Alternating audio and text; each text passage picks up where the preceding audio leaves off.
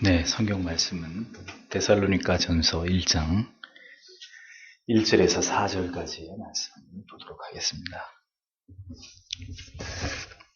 데살로니가 전서 1장 1절에서 4절.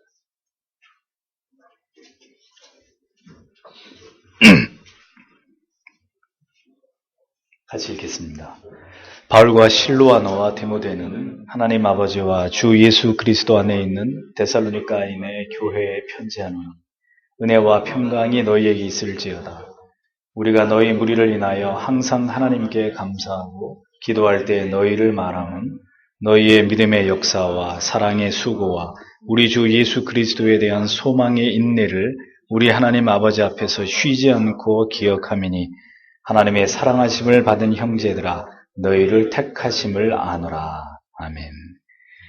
오늘부터 데살로니가 전후서 강해를 시작하겠습니다. 오늘은 첫 번째 시간으로 믿음의 역사, 사랑의 수고, 소망의 인내라는 제목으로 하나님 말씀을 생각해 보겠습니다. 데살로니가 교회는 사도 바울이 2차 전도 여행 중에 세운 이방인의 교회입니다. BC 146년경에 로마에 의해서 마게도냐가 정복되었을 때 데살로니가는 마게도냐에 속한 속주로 마게도냐 지역의 행정의 중심지가 된 곳이 바로 데살로니가였습니다. 데살로니가는 항구 도시로 당시 무역과 그리고 철학이 아주 번성을 이루었던 그런 도시였습니다. 종교적으로는 로마의 여러 신들을 숭배하고 또 로마의 황제를 숭배하는 일에 열을 올리고 있었던 그런 곳이고 이집트의 종교까지 혼합이 되어져서 고대 사회가 신을 숭배할 때 항상 그러했듯이 극도의 음란함이 판을 치고 있었던 성도착적인 문화가 번성한 곳이 바로 데살로니가였습니다. 흡사 이 시대에 우리 교회가 위치하고 있는 이 지역과도 크게 다르지 않는 곳이 바로 데살로니가였다라는 사실을 우리가 알 수 있습니다. 이곳에 적지 않은 유대인들이 살아가고 있었는데 바울이 전한 복음에 의해서 이들 유대인들보다는 데살로니가 지역에 있는 이방인들이 더 많이 복음을 받아들이게 되는 그런 결과가 나타나기도 했던 것을 볼 수 있습니다.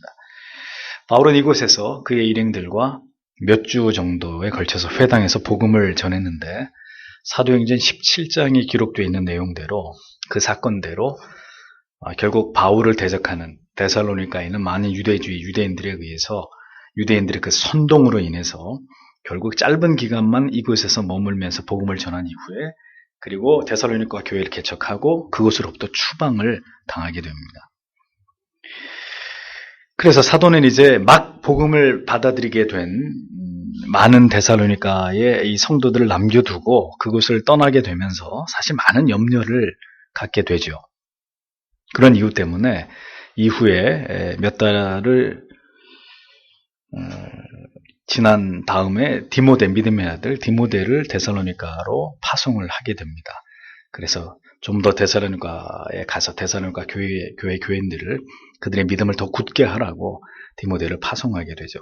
그리고 다시 고린도에서 디모데와 재회를 하게 된 바울은 이제 디모데를 통해서 데살로니가 교회 얘기를 소상히 듣게 됩니다. 그 교회 성도들이 어떤 신앙이 아름다운 모습이 있고 그러는 가운데서도 또 어떤 신앙의 문제점들이 나타나고 있는지를 소상히 전해 듣고 곧바로 바울이 펜을 들어가지고 데살로니가 교회 성도들을 향해서 편지를 써내려고 한 그 서신의 내용이 바로 데살로니가 전서가 되는 거죠. 아무래도 충분하게 사도 바울을 통해서 복음을 듣고 양육을 받지 못한 터라 당시에 그 교회 일부 지체들이 죽임을 당하게 되는 일을 겪으면서 데살로니가 교회 성도들이 죽음 이후의 문제에 대해서 상당히 혼란스러워하는 그런 상황에 놓이게 되었다는 사실을 이제 바울이 전해 듣게 됩니다. 또 그리스도께서 재림하시게 되면 죽은 성도들은 어떻게 되느냐? 그렇잖아요. 예수를 믿은 지 얼마 안 됐는데 이런 지식까지 어떻게 데살로니가 교회 성도들이 다 알겠습니까? 그러니까 이런 문제들에 대해서 굉장히 불안해하고 두려워하고 염려하고 있는 이런 부분들이 데살로니가 교회 성도들에게서 나타나고 있었습니다. 그래서 신속하게 이런 문제들에 대해서 사도가 최대한 자세하게 답변을 하고 있는 그런 내용들이 나타나는 거죠. 그 밖에도 오랜 박해로 인해서 데살로니가 교회 성도들이 심적으로 나약해진 문제나 혹은 게으름이나 나태함으로 말미암아서 비롯된 어떤 신자들의 가난의 문제, 궁핍의 문제, 또 성적인 어떤 거룩함에 관해서 등등의 여러 가지 교회 안에서 일어나고 있는 문제들에 대해서 사도는 그들에게 올바르게 권면을 해야 되겠다라는 필요를 느끼고 이 서신을 쓰게 된 것을 보게 됩니다. 우리가 베드로를 통해서요, 베드로 전후서의 말씀을 대하면서 초대교회에게 주는 중요한 교훈을 우리가 마음에 새긴 데 이어서 또 이제 막 시작된 이방인들의 교회, 우리처럼 개척교회 같은 거죠. 데살로니가 교회, 이제 막 시작된 이방인들의 교회에게 권면하는 이 사도 바울의 교훈을 우리가 이 시점에서 우리도 다시 한번 생각해 보면서 성령께서 오늘을 살아가는 우리에게도 이 동일한 말씀으로 우리에게 어떤 말씀을 권면해 주실지를 우리가 함께 귀를 기울여 보는 그런 시간이 되기를 바랍니다. 그래서 오늘 1절 말씀을 보니까 바울과 실로아노와 디모데는 하나님 아버지와 주 예수 그리스도 안에 있는 데살로니가 사람들의 교회에 편지하노니 하나님 우리 아버지와 주 예수 그리스도로부터 은혜와 평강이 너희에게 있기를 원하노라. 킹제임스 성경에서 이렇게 번역을 합니다. 자, 보십시오. 데살로니가 교회에 영적인 산파 역할을 한 사람들이 누구냐라고 할 때 바울, 실로아노, 그리고 디모데라는 사실을 성경이 밝히고 있습니다. 실로아노는 신라, 원래 바울과 신라 잘 아시죠? 바울이 바나바하고 결별하고 신라하고 같이 전도 여행을 떠났지 않습니까? 그 신라의 로마식 이름이 실로아노예요. 실로아노는 유대인이었고 또 디모데는 유대인 어머니와 헬라인 아버지 사이에서 태어난 또 이방인 출신이죠. 네. 갈라디아 남부 루스드라 출신의 이방인이 또 디모데 아닙니까? 그러니까 중요한 것은 이들이 바울과 실로아노와 디모데가 2차 전도 여행 중에 데살로니가 교회를 세운 장본인이다라는 사실을 성경이 간접적으로 밝히고 있다는 것입니다. 바울이 데살로니가 교회에서 이 서신을 쓰게 된 것도, 데살로니가 교회에 이 서신을 쓰게 된 것도 먼저 이 지역을 돌아보고 온 디모데의 보고에 기인한 것이라고 처음에 말씀을 드렸죠. 그러니까 바울 자신이 혼자 데살로니가 교회를 세운 것이 아니라는 사실을 밝히기 위해서 이 귀한 영적인 산파 역할을 함께한 그의 동역자들의 이름을 데살로니가 교회에 보내는 서신의 서두에 사도 바울은 함께 기록하고 있는 배려를 보이고 있습니다. 함께 세운 교회이니 그들 모두의 이름으로 데살로니가 교회 성도들에게 문안을 하는 것을 당연시하고 있었던 사도의 마음을 읽을 수 있는 대목입니다. 저는 이 서신서의 이 서두를 읽으면서 가슴이 뭉클한 것을 느꼈습니다. 사실 이 서교 장로 교회를 저희가 이렇게 개척하게 되리라고 하는 것은 1년 전만 해도 저나 여러분이나 생각지도 못한 일이었잖아요.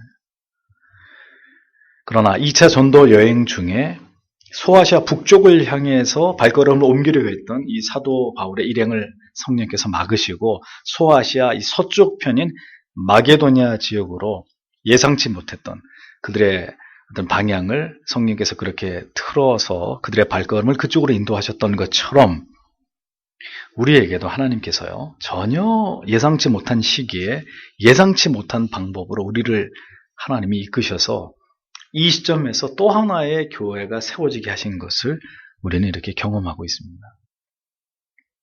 그러니까 이런 것들을 보면 우리의 인생 속에서 일어나는 모든 일들은 다 예측 불허의 일들이라는 거예요. 제가 오늘 아침에 일어나서 잠깐 묵상을 하다가 페이스북에 그렇게 글을 올렸어요. 오늘 하루가 내 인생의 마지막이다. 오늘 하루가 내 인생의 마지막이다. 매일 그런 각오를 가지고 내가 하루를 시작하면 얼마나 좋겠느냐, 이런 짤막한 글을 올렸는데 오후에 깜짝 놀랄 뉴스를 접하면서 참 죽음이 멀리 있는 게 아니구나. 300명에 가까운 사람들의 생사를 지금 알 수 없는 이런 상황이 또다시 이 나라에서 일어났습니다. 참 인생은 예측 불허의 연속인 것 같아요. 참, 네. 다만 그런 인생 속에서 하나님께서 행하시는 일에 우리가 이렇게 쓰임받게 되었다는 것에 대해서 우리는 감사해야 될 따름이라는 거죠. 바울, 실루아노, 디모데, 데살로니가 교회를 개척한 그런 인물로 성경이 그들의 이름을 기록하고 있다. 네. 그렇다면 또 하나의 교회가 세워지는 서교 장로 교회가 세워지는 일에 헌신하신 여러분들의 이름도 하나님께서 분명하게 기억하고 계시리라고 저는 그렇게 믿습니다. 어느 교회이든 어느 시대 어느 곳에 세워진 교회이든 중요한 것은 교회는 하나님 아버지와 주 예수 그리스도 안에 세워진 교회여야 된다라는 사실을 우리가 기억해야 된다는 것입니다. 본문을 보십시오. 바울과 실로아노와 디모데는 하나님 아버지와 주 예수 그리스도 안에 있는 데살로니가인의 교회에 편지하노니 이렇게 되어 있습니다.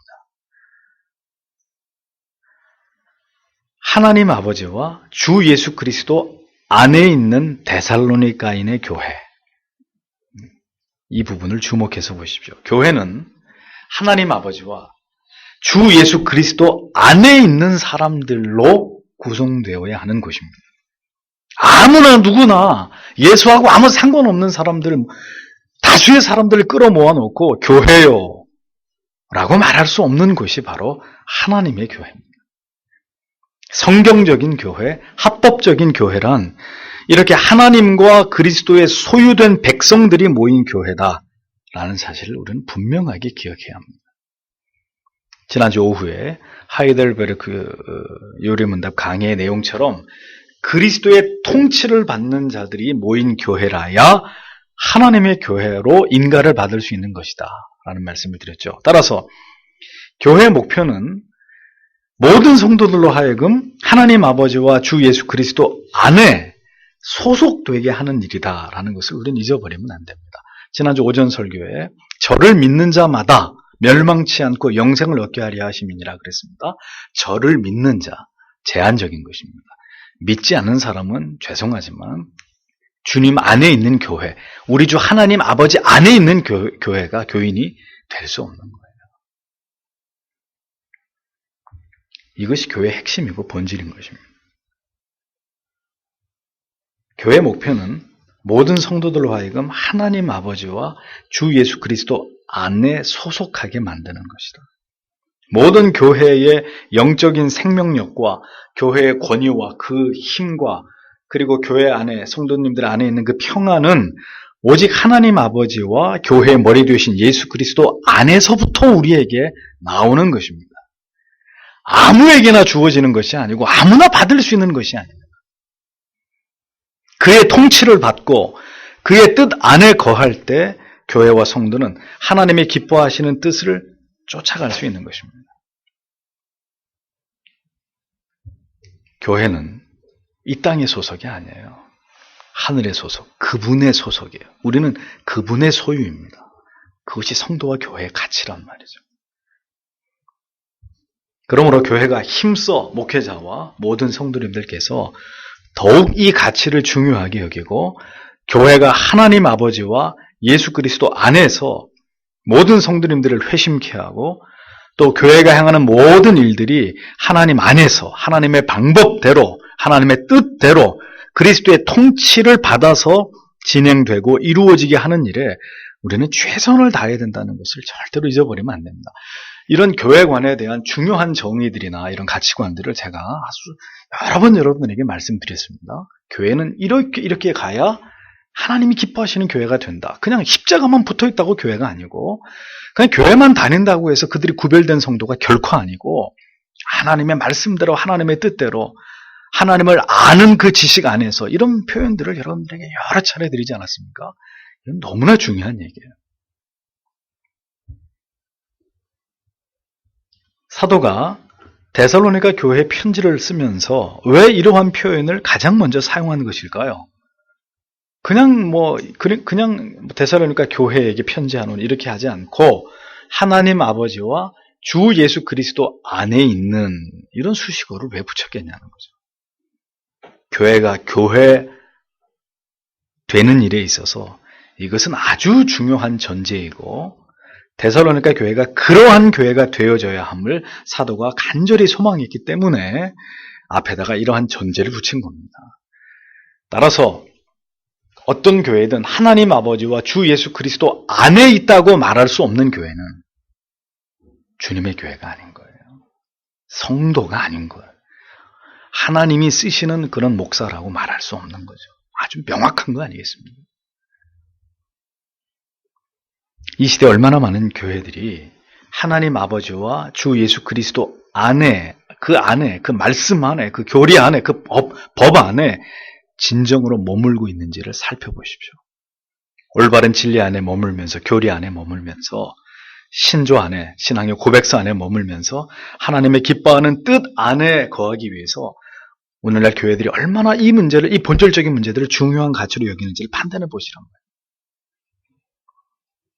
그저 사람들이 기쁘고 즐겁고 사람들이 많이 모이면 그것이 이름 있는 교회고 그런 목회자가 덕망 있는 목회자가 되어버리는 그런 시대 아닙니까? 하나님이야 어찌 생각하시든 말든 우리가 알 바 아닌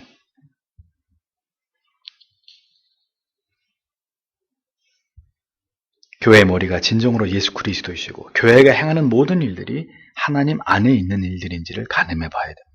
그러면 어렵지 않게 어떤 교회가 참교회고 거짓된 교회인지를 금방 분별할 수 있는 것이죠. 하나님 아버지와 주 예수 그리스도 안에 있는 데살로니가 교회의 사도는 다른 서신에서와 동일하게 하나님께서 주시는 뭐가 함께하기를 축원합니까? 은혜와 평강이 함께하기를 축원하고 있습니다. 아무리 어려운 시대에 어려운 상황과 환경이 우리를 둘러 진치고 있다 하더라도 교회를 통해서 하나님께서 성도님들에게 맛보게 하시는 하나님께서 주시는 은혜와 평강이 있다면 교회는 어떻게 됩니까? 모든 것을 이겨낼 수 있어요. 모든 어려움들을 인내하고 믿음을 굳게 지키면서 앞을 향해 전진해 나아갈 수 있습니다. 보십시오. 돈이 필요하면 재정을 달라고 구했을 것이고 성도의 머릿수가 필요하면 아마 사도는 더 많은 성도들을 보내주시기를 축원했을 겁니다. 그렇게 기도했을 것입니다. 그러나 사도는 서신의 처음에서 모든 그 바울의 서신에 이런 표현이 공통적으로 발견되지만 그가 하나님 앞에 가장 먼저 구하고 본질적으로 구했던 것은 하나님 우리 재정에 복을 주십시오. 성도가 더 많이 모이게 해주십시오. 예배당을 짓게 해주십시오. 이런 것들이 아니었다는 거죠. 그런 것들을 구하지 않고 하나님과 예수 안에 있는 데살로니가 교회에게 은혜와 평강을 부어달라고 사도는 그렇게 교회들을 향해서 기도했습니다. 그렇습니다. 먼저는 우리 각자가 예수 그리스도 안에 거하는 것이 중요하고요. 그 다음은 그 안에 거함으로 말미암아 우리에게 약속하신 그 은혜와 평강을 한평생 우리 인생을 살아가는 동안 매 순간마다 하나님이 우리에게 부어주시는 그 은혜, 우리의 모든 어려움을 초월해서 우리의 마음을 평안케 할 수 있는 하나님이 우리에게 부어주시는 평강, 그것이 우리에게 무엇보다도 중요하다는 것을 우리는 언제나 잊지 말아야 됩니다. 그러니까 돈 더 주세요, 뭐 취직하게 해주세요, 결혼하게 해주세요, 뭐 출세하게 해주세요, 이런 기도를 죄다, 이런 기도들은 다 죄다 이렇게 말씀드리고 싶지는 않습니다. 그런 기도도 해야 되겠죠. 그러나 그런 것들보다 더 상위에 있는 정말 중요한 기도는 오늘도 하나님, 우리 모두에게, 하나님을 경외하는 우리에게 하나님께서 주시는 은혜와 평강이 저에게, 우리 가족에게, 주님의 이 교회에게 하나님이 주시는 은혜와 평강이 가득하길 원합니다. 이런 기도가 성경을 통해서 올 때 우리에게 가장 중요한 기도의 제목이라는 걸 우리가 알 수 있는 거죠. 여러 번 말씀드렸습니다. 모든 것은 그 다음의 순위의 문제들이라는 거죠. 하나님과 예수 안에 있는 교회 되게 하는 일, 하나님과 예수 그리스도 안에 있는 가정 되게 하는 일, 기업이 되게 하는 일이 우선이 될 때 하나님께서 우리에게 주시는 은혜를 맛볼 수 있는 것이고요. 그 절대적인 평강이 우리의 모든 염려와 걱정과 근심들을 다 물러가게 하신다는 것을 여러분들이 잊어버리시면 안 됩니다. 돈이요, 있다가도 없고 없다가도 있는 거 아니에요. 그렇죠.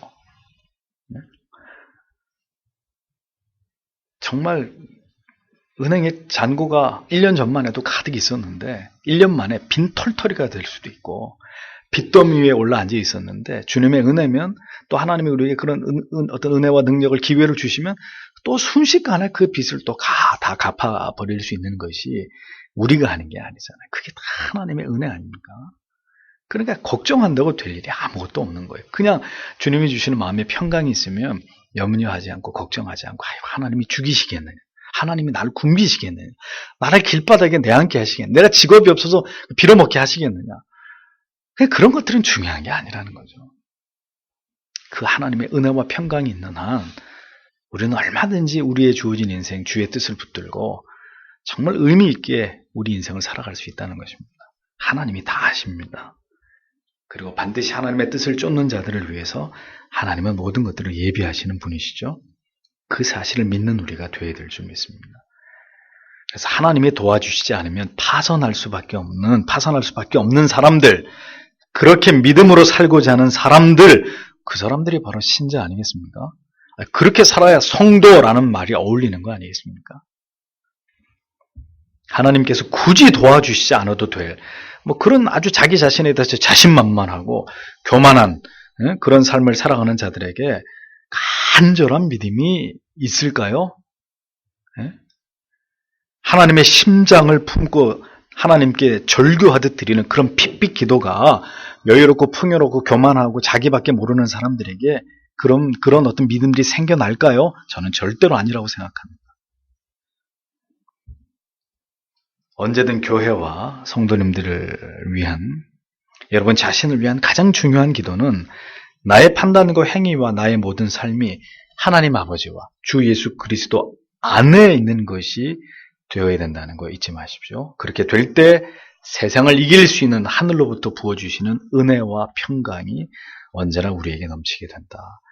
그것이 가장 중요한 거였기 때문에 교회를 향해서 편지를 쓸 때마다 바울이 이것을 첨가하고 있고 이것을 강조하고 있는 것을 우리가 보게 되는 것입니다. 우리 모든 믿음의 조상들이 모두 다 그 길로 걸어갔다는 것을 기억하셔야 됩니다. 고난이 넘칠 때 부어주시는 은혜와 평강도 넘쳐났었다는 사실 잊어버리면 안 됩니다. 2절, 3절을 보면 우리가 기도할 때 너희에 대해 말하며 너희 모두로 인해 항상 하나님께 감사드림은 3절에 하나님 곧 우리 아버지의 눈앞에서 약간 개역 한글하고 함정역은 번역이 다른데요. 잘 보세요. 3절에는 하나님 곧 우리 아버지의 눈앞에서 우리 주 예수 그리스도 안에 있는 너희의 믿음의 행위와 사랑의 수고와 소망의 인내를 끊임없이 기억하기 때문이니 이렇게 번역이 됩니다. 보세요. 사도가 하나님께 데살로니가 교회와 성도들을 위해 기도할 때마다 하나님께 감사를 드리게 되는데 그 감사를 드리는 이유가 뭐냐? 그것은 세 가지입니다. 오늘 가장 중요한 얘기인데 데살로니가 교회 성도들의 믿음의 행위와 사랑의 수고와 소망의 인내 때문이다. 이렇게 사도는 하나님 앞에 감사의 기도를 드리게 될 수밖에 없는 그 이유를 설명합니다. 그리고 데살로니가 교회가 이렇게 신앙을 지켜 나아가게 되는 것은 모두 하나님의 은혜 때문이기에 자 사도가 누구에게 감사합니까? 오직 하나님께 감사를 드린다라고 고백하고 있는 것을 보게 됩니다. 교회가 하나님을 기쁘시게 할 때, 교회가 아름답게 영적으로 성장할 때 이 모두는 누구 때문입니까? 누구 때문이에요? 능력 있는 목회자 때문입니까? 아니면 훌륭하게 헌신된 교회에 일꾼들이 많은 이유 때문입니까? 어떤 이유? 그런 것들이 아니라는 거죠. 모두가 그렇게 되어질 수밖에 없도록 역사하신 하나님의 은혜일 뿐이다라는 겁니다. 언제든 우리가 우리에게 일어난 일들을 바라보면서 하나님의 교회가 말씀 위에 든든히 세워짐을 볼 때 우리는 오직 하나님께만 영광과 감사를 돌려드려야 된다는 사실을 잊어버리지 마십시오. 누구도 하나님을 대신해서 영광을 받거나 하나님 외에 누구에게도 감사를 드리는 것은 즉시 하나님이 아닌 사람을 높이는 행위가 된다는 걸 우리는 잊어버리면 안 됩니다. 그렇게 되니까 결국 나중에 목회자가 그 교회를 크게 부흥시키고 난 다음에 어떻게 돼요? 왕처럼 군림을 하는 거 아니에요. 목사의 말은 곧 하나님의 말처럼 그렇게 목회자를 떠받들게 되고 그 목회자가 타락을 해도 성도들이 여전히 그를 우상시하는 이런 말도 안 되는 이런 상황들이 벌어지는 거 아닙니까? 교회가 아름답게 성장할수록 우리가 감사해야 될 대상은 오직 하나님이 하시는 것입니다. 우리는 모두 받은 은혜 앞에 마땅히 해야 할 일을 한 것뿐입니다. 이렇게 우리는 끝까지 바닥까지 낮추고 이렇게 모든 일을 행하신 하나님은 하늘 끝까지 높여드리고, 바울은 그런 마음으로 데살로니가 성도들의 신앙의 아름다운 모습에 대해서 하나님께 감사를 드린다고 말씀하고 있습니다. 보십시오.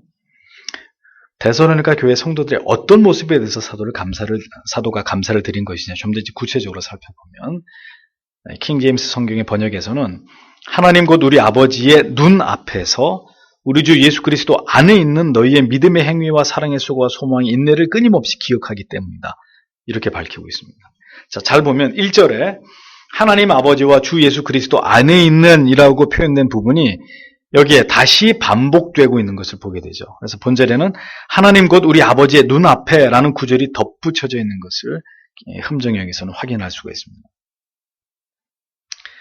모든 것을 알고 계시고 꿰뚫어보고 계시는 두렵고 떨리는 하나님의 눈 앞에서 사도는 지금 데살로니가 교회 성도들의 믿음의 행위, 사랑의 수고, 소망의 인내를 기억함으로 하나님께 감사를 드린다, 이렇게 표현합니다.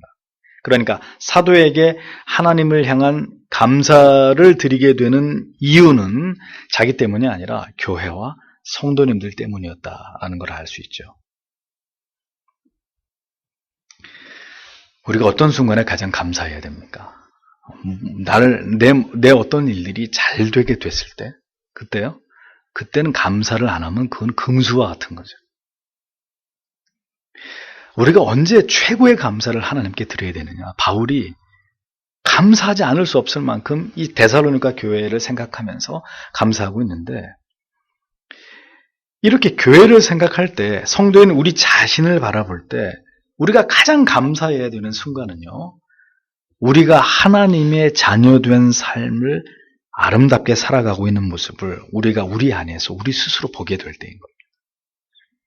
하나님 앞에서 우리 모두가 하나님을 기쁘시게 하는 믿음의 행위를 가지고 살아가고 있고, 사랑의 수고를 감당하면서 헌신하고 있고, 소망의 인내 가운데서 믿음을 굳게 지켜가고 있는 이런 모습들을 내 안에서 함께 주님을 섬기는 성도님들의 모습 속에서 발견하게 될 때, 사실은 그것이 우리에게 가장 기쁘고 감격스러운 감사의 순간이 되어야 된다는 거예요.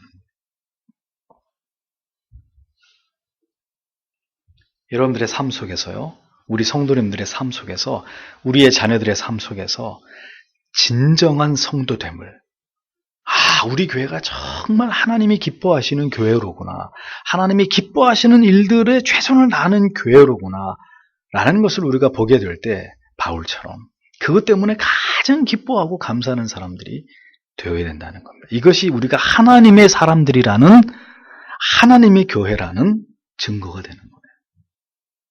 다른 거는 자랑할 게 없어요. 다른 거 가지고 감사할 이유가 없습니다. 우리가 참된 교회가 되어가는 거, 참된 신자가 되어가는 거, 그것은 세 가지의 모습으로 나타나는데, 그거라는 거예요. 우리 자녀들이 공부를 잘하는 것도 감사한 일이고, 또 우리 자녀들이 취업이 되는 것도, 청년들이 취업이 되는 것도 감사한 일이고, 우리가 운영하는 사업이 잘 되는 것도 감사한 일입니다. 우리가 건강하게 살아가는 것도 감사한 일이죠. 그러나 우리가 더 하나님을 깊이 사랑하고 하나님을 경외하고 있는 사실을 우리가 우리 안에서 보았을 때, 더 힘써 우리가 그리스도의 영광된 교회를 이루어감을 우리가 보고 느끼게 될 때, 사실 우리 안에서 진정한 감격적인 감사는 바로 이러한 순간에 우리 안에서 터져 나와야 돼요. 교회의 교회됨을 볼 때, 성도의 성도됨을 볼 때, 하나님의 진리의 말씀이 올바르게 증거되는 것을 볼 때, 하나님이 기뻐하는 일들이 우리 안에서 이루어져 가는 걸 볼 때, 사실 성도는 최고의 감격이, 최고의 감사가 터져 나오는 사람들이 돼야 돼요. 그러니까 감사의 수준이 달라야 되는 거죠. 나한테 어떤 일이 돼서 주님 감사합니다, 그거는 예수 안 믿는 사람들도 어떤 좋은 일이 생기면 감사한다고 얘기를 해요. 누구한테 감사하는 건 감사하는지는 모르겠으나 우리의 감사의 차원이 그 정도밖에 안 돼서 되겠냔 말이죠. 진정으로 하나님께서 기뻐하시는 어떤 선한 일을 우리가 감당하기 위해서 넘치는 수고를 우리가 감당하려고 하는 것을 보았을 때, 사랑의 수고, 그 얘기잖아요. 진정으로 쉬운 일이 아니고 우리에게 적지 않은 부담이 되는 일이지만 그것이 하나님께서 기뻐하시는 하나님의 뜻을 이루는 선한 일이기에 그것을 감당하는 믿음을 우리 안에서 보았을 때 우리는 하나님께 감사할 수 있어요. 하나님, 우리에게 이 정도의 믿음을 주셨군요. 예? 이제는 적어도 이 정도의, 그래도 주님 앞에 내가 예수 때문에, 주님 때문에 이 정도의 십자가는 질 수 있는 것이로군요. 주님 감사합니다. 우리의 믿음이, 나의 믿음이 이만큼 자라게 됐으니 하나님 정말 감사합니다. 그게 감사의 이유가 되어야 된다는 것입니다. 선한 일은 언제나 부담 없이 할 수 있는 일이 아닙니다. 선한 일을 행하면 언제나 우리에게 부담이 되는 일이고요. 부담을 가지고 해야 되는 일입니다. 하나님께서 기뻐하시는 어떤 일을 행함에 있어서 뒤따르는 이 엄청난 대가들을 묵묵히 기쁨으로 감당하는 것이 하나님을 기쁘시게 하는 것입니다. 그래서 하나님은 때때로 그런 것을 우리를 시험해 보시죠. 누구나 할 수 있는 일을 통해서는 그거는 사랑이 없이도 할 수 있는 일이잖아요. 사랑의 수고라고 했습니다. 그런 일은 또 수고라고 말하지도 않습니다. 누구나 쉽게 할 수 있는 게 그게 무슨 수고입니까? 사랑으로, 사랑의 마음으로 누구나가 할 수 없는 어떤 일을 감당하는 것, 그것이 사랑의 수고죠. 하나님이 눈여겨보시는 것입니다. 우리가 어떤 일을 아주 잘해내려면 어떻게 하면 될까요? 사랑으로 하면 돼요. 사랑은 그 안에 우리를 능가하는 에너지를 담고 있기 때문입니다. 하나님께서는 그래서 하나님의 일을 하려고 하는 자들에게 특별히 자기의 생명까지 주를 위해서 내려놓고 순교의 제물로 삼고자 하는 자들에게 어떤 마음을 부어주시는지 아세요? 하나님을 특별히 사랑하는 마음을 부어주세요. 그 하나님을 엄청 사랑하는 마음을 주셔야 자기 생명도 아깝지 않게 내놓을 거 아니에요. 그렇죠? 네? 하나님을 엄청나게 사랑하는 마음을 주셔야 자기 몸이 불에 이글이글 타들어가도 하나님 부인 안 하고 그렇게 자기 생명을 하나님께 드릴 수 있을 거 아닙니까? 그래서 사랑의 수고라고 얘기한 것입니다. 그 사랑의 힘으로 감당할 수 없는 일을 감당하게 하시는 거죠. 성도와 교회는 이 세상에서 사랑으로 하나님께서 맡기신 모든 일들을 해내는 사람들입니다. 그 사랑이 시켜서 기쁨으로 자원하는 마음으로 하나님의 뜻을 이루어가는 사람들입니다. 사랑이 없으면 그 일은 고역이고 고통입니다. 그러나 사랑으로 하면 축복이고 특권이고 기쁨이고 면류관이 되는 것이죠. 그리스도를 뒤따라가는 삶이 어렵고 궁핍하고 척박합니까? 사랑으로 그 모든 수고를 감당하십시오. 사랑으로 하십시오. 사랑으로 하게 해달라고 기도하십시오. 하나님이 반드시 함께 하십니다. 또 하나님께서 기뻐하시는 신앙은 예수 그리스도를 바라보고 소망을 가지고 인내하는 것이다. 소망의 인내라고 얘기합니다. 믿음의 행위, 사랑의 수고, 소망의 인내. 자, 우리의 모든 인내의 이유는 단 한 가지입니다. 그게 뭐죠? 예수 그리스도를 바라보기 때문입니다. 예수 그리스도의 뭘 바라보나요? 그리스도의 재림. 그것을 소망하고 확신하기 때문에 인내하는 것입니다. 그냥 억울해도 참고 그냥 묵묵히 견디는 그걸 말하는 게 아니고요. 확실한 소망, 확실한 약속을 붙들고 강력하게 그것을 극복해 나가는 것. 그것을 인내라고 얘기합니다. 언젠가 주님이 오시면 모든 것이 끝난다. 백일천하에 모든 게 다 드러난다. 주님이 모든 것들을 판단해 주신다. 단순한 의미에서 포기나 체념이 아니라 강렬한 소망을 가지고 참아내는 것. 그 약속을 믿고 견디어내는 것. 그리스도의 그리스도의 재림을 바라보는 소망은 그래서 이렇게 강력한 것입니다. 그것이 있는 사람과 없는 사람은 하늘과 땅 차이입니다.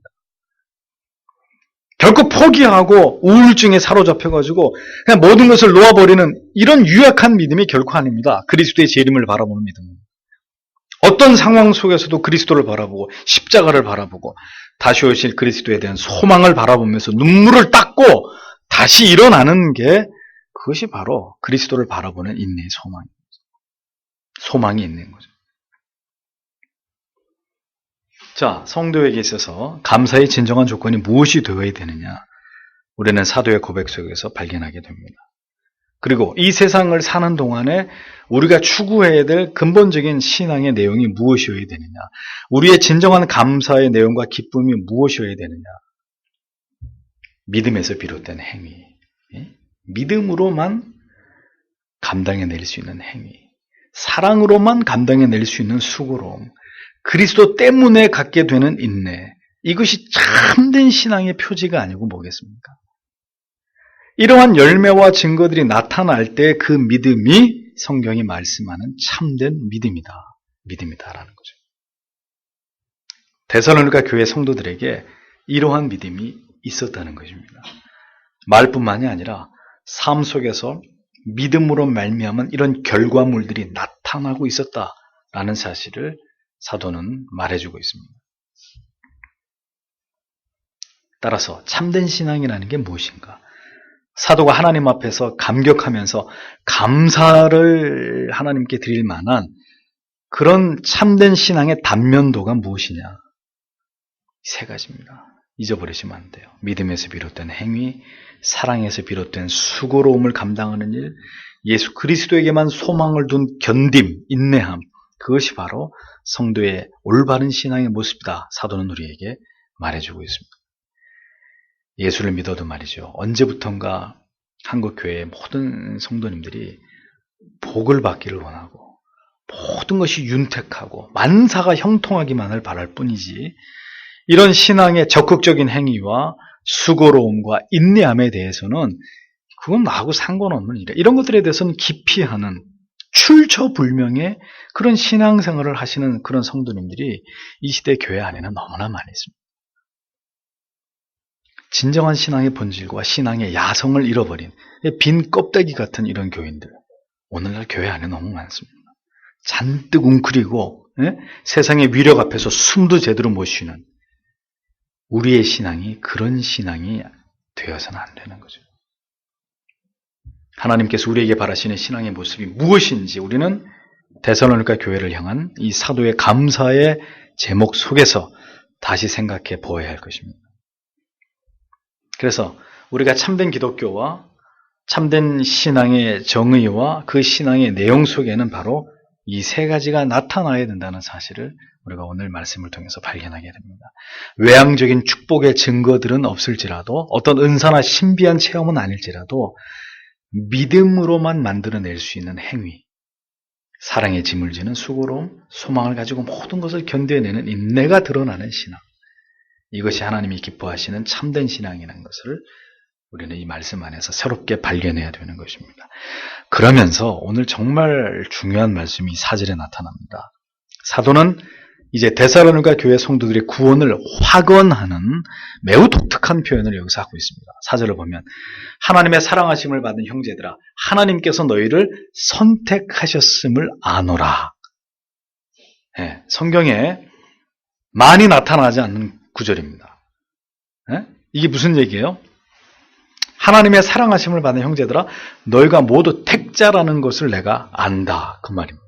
너희 모두가 구원받은 하나님의 백성이라는 사실을 나는 분명히 알 수 있다. 네. 사도가 이렇게 아주 분명하게 이 사실을 확언하는 이유가 뭡니까? 바울 사도는 다른 성경에서는 너희의 구원을 이루어가라. 스스로 구원을 시험해보라. 이런 애매모호한 구원을 확증해라. 구원을 이루어가라. 뭐 진행형으로도 얘기하고 뭐 이렇게 구원에 대해서 다소 오해가 될 만한 그런 소지의 말씀들을 많이 했었는데 여기서는 분명하게 하나님이 너희를 선택하셨다는 걸 안다. 아주 분명한 이야기를 합니다. 무엇 때문일까요? 무엇이 사도로 하여금 이렇게 분명한 그들의 어떤 구원에 대한 확신을 확언하는 말을 하게 했을까요? 그것은 본문 안에 들어있습니다. 이는 데살로니가 교회 성도들이 하나님의 사랑하심을 받은 자들이기 때문이다라는 거예요. 그래서 나와 있잖아요. 하나님의 사랑하심을 받은 형제들아. 하나님이 너희를 선택했다는 게 분명하다. 그렇다면 하나님의 사랑하심을 받았다고 사도가 결론 지을 만한 이유는 무엇 때문이냐? 이것이 바로 위에서 열거한 세 가지란 말이에요. 위에서 열거한 데살로니가 교회 성도들의 이 세 가지가 뚜렷하게 나타나는 그 믿음을 사도가 보고 너희를 하나님이 선택한 게, 너희를 하나님이 택하였고 너희의 구원이 분명한 게 틀림없다, 이렇게 얘기하고 있는 거죠. 그 세 가지 다시 얘기합니다. 아무리 강조해도 지나치지 않습니다. 믿음의 역사, 사랑의 수고, 소망의 인내. 성경에서 분명히 하나님의 택하신 자녀라고 확신할 수 있는 근거를 명확하게 밝히고 있는 구절 가운데 바로 이 구절은 우리가 가장 주목하고 깊이 묵상해야 될 구절이 아닐 수 없습니다. 당신 구원받았어? 구원받았습니다. 하나님의 자녀? 하나님의 자녀입니다. 라고 말하는 사람의 신앙의 내용에 이 세 가지가 나타나고 있느냐. 믿음의 역사, 사랑의 수고, 소망의 인내가 그의 신앙에서, 그의 삶에서 뚜렷하게 나타나고 있느냐. 그러면 그 사람은 택한 자녀라는 거예요.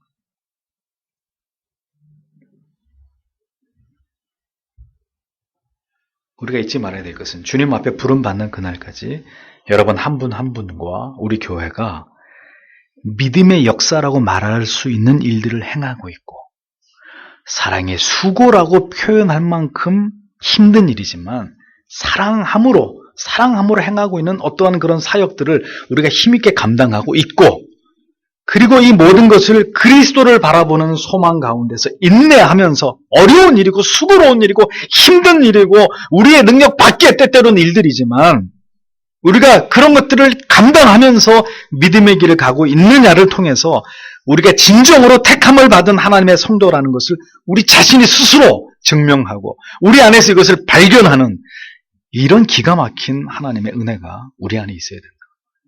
이것은 우리가 누구인지를 확증 지을 수 있는 가장 명백한 사인이라는 거죠. 이것을 통해서 사도가 말한 대로 하나님께서 나를 택하심을 알 수 있는 그 믿음을 우리가 소유하게 되기를 우리는 모두 소망해야 될 것입니다. 보십시오. 성경이 말씀하고 있는 신앙의 가장 위대한 가치를 오늘 우리는 이 본문 안에서 새롭게 깨닫습니다. 잊어버리면 안 됩니다. 신앙은 내가 할 수 있을 만큼만 하는 게 아니에요. 내 생각대로만 하는 게 아니에요. 이 세 가지를 잘 묵상해 보세요. 힘에 진하도록, 힘에 넘치도록 능히 그 모든 것들을 넉넉하게 감당해내는 것. 누구 때문에요?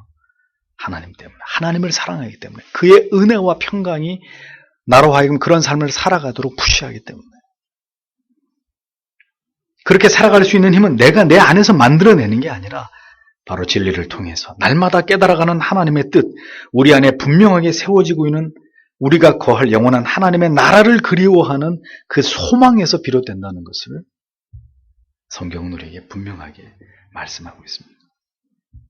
그 흔들림이 없는 무엇이 참된 믿음이냐고 할 때 그 참된 믿음을 구성하고 있는 이런 세 가지의 중대한 요소들이 오늘 우리의 신앙에 뿌리 내려져 있고 그것이 우리의 신앙의 골격을 이루고 있을 때 우리는 참된 신자가 되는 거예요. 성경에 말씀하는 너희를 하나님이 택했다는 사실을 나는 알 수 있다. 사도가 아예 확언을 하는 것처럼 틀림없는 우리의 구원, 우리의 영생, 우리의 믿음이 이렇게 하나님 보실 때 진짜로 판명되는 그런 하나님의 사람들이 되는 것입니다. 하나님의 교회가 되는 것입니다. 하나님 아버지와 주 예수 그리스도 안에 있는 데살로니가 교회, 서교 장로 교회가 되는 것이라는 거예요. 이런 거 아무것도 모르고 이런 것도 없이 그냥 교회만 왔다 갔다 하면은 나는 예수 믿는다고 이렇게 잠꼬대처럼 그렇게 말한다고 해서 내가 구원을 받는 것이고 우리가 하나님의 자녀가 되는 것이 이 교회가 하나님이 기뻐하시는 하나님의 소유된 교회가 되는 것이냐? 아니라는 거예요. 성경은 그렇게 말씀하고 있지 않는다. 오늘도 이 말씀을 여러분 마음 가운데 깊이 새기면서 이 세 가지를 깊이 묵상해 보십시오. 믿음의 역사, 사랑의 수고, 예수 그리스도에 대한 소망의 인내. 데살로니가 교회 안에 있는 이 세 가지를 바울은 기억할 때마다 하나님께 감격적인 감사를 드리게 된다. 그리고 그대들은 하나님의 택함을 받은 자들이라는 걸 나는 알 수 있다. 자, 이것만큼 더 확실한 증거가 어디 있습니까? 이것만큼 우리가 하나님의 자녀라는 이 교회가 하나님의 교회라는 확실한 증거를 어디서 찾을 수 있겠습니까? 따라서 오늘도 우리가 진정으로 예수 그리스도에게 우리의 믿음의 뿌리를 내리고 우리의 모든 삶 속에서 이 세 가지의 아주 뚜렷한 하나님의 택한 백성이 틀림없는 것으로 증명될 수 있는 이 세 가지의 모습들이 우리 안에서 더 뚜렷하게 나타나게 되기를 소망하고 주님 그렇게 주님의 나라를 위해서 섬기고 헌신하고 주신 사명 감당하다가 우리 모두 하나님의 택하심을 받은 자들이란 틀림없는 확신을 가지고 모두 주님 앞에서 다시 만날 수 있는 하나님의 사람 되시기를 간절히 마음으로 소망하시고 이 말씀을 따라 주님을 섬기시는 여러분 모두가 되시기를 주님의 이름으로 축복합니다. 기도하겠습니다.